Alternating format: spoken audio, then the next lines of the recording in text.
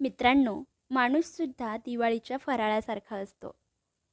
काही जण चिवड्यासारखे सगळीकडे मिसळणारे असतात, तर काही जण चकलीसारखे स्वतःमध्ये गुरफटलेली व आत्ममग्न असतात.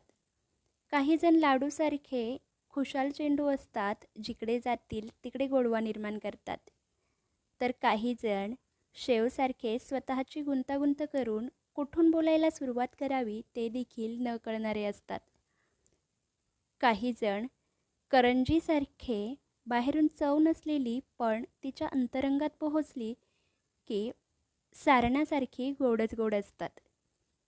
अशी सगळी माणसं एकत्र आली की त्याला मनुष्य स्वभावाचा फराळ म्हणतात.